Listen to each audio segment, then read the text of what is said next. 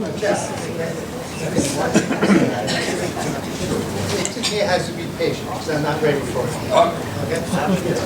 I too first would like to thank the call, WNRI and John Chan for hosting this forum tonight.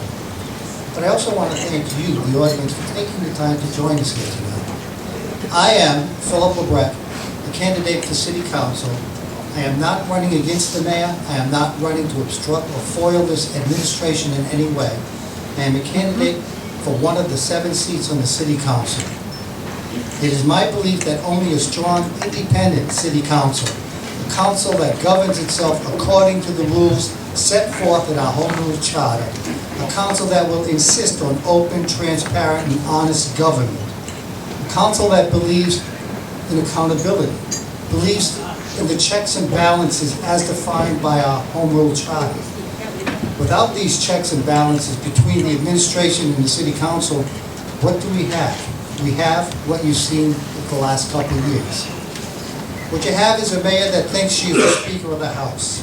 And 4 council people, unfortunately, that made up for a majority on the council. 4 councilors who willingly have foregone their council duties. Duties like the council receiving timely financial reports. There was poor communication between the administration and the council. And at times just questionable information. Having a council that has approval before the administration commits the city to anything. But no, these 4 chose instead to serve the mayor and not the people. The City Council is a body unto itself, separate but equal from the executive branch. The council works with the mayor, but not for the mayor. As a council member, I will work with the mayor, but it is you that I intend to serve. The mayor is not looking for a strong, independent city council. The mayor has chosen a group of people to run for council as her team.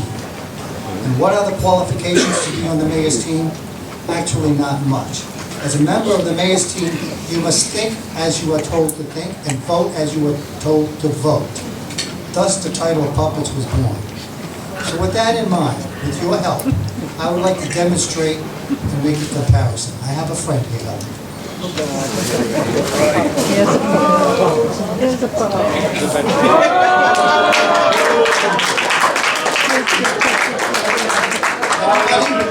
I'd like you to meet George. And before you gasp and question why a candidate would bring a puppet to a forum, might I remind you, puppets have been elected to the council in the past. Also tonight, this room already has some puppets in attendance, and it also has some wannabe. I really didn't think I had to tell a room full of adults to allow the person to speak. I understand it's an unusual presentation, but you're on his time and he's addressing the room, so I'm going to ask one time today that the room please give the respect to the speaker. And don't worry, George here is not on the mayor's team. Honestly, George was never asked. But if the voters somehow prefer puppet councils, George would like you to consider him too. Why? Well, as George figures it, don't leave me, George. Okay, well, George figures the cost to you, the taxpayers, let's see.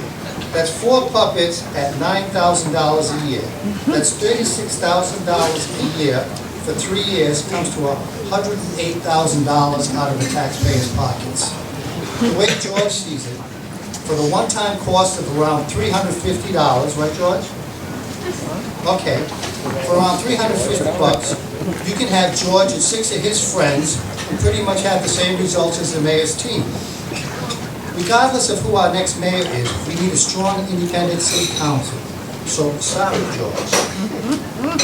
I have heard it said in the past there are as many people, if not more people, living outside the city that watch the city council meetings on TV. They watch because the meetings are entertaining and funny. It's odd, isn't it? Most of us that live in the city and watch the council meetings cry ourselves to sleep. I wonder why that is. So, good night from me, candidate Phil LeBret, and George, wave goodbye, say good night. Thank you for your time.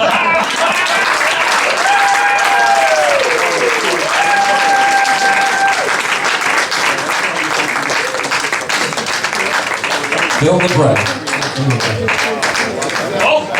24 years I've been working local events like this. I guess there's always a first, isn't there?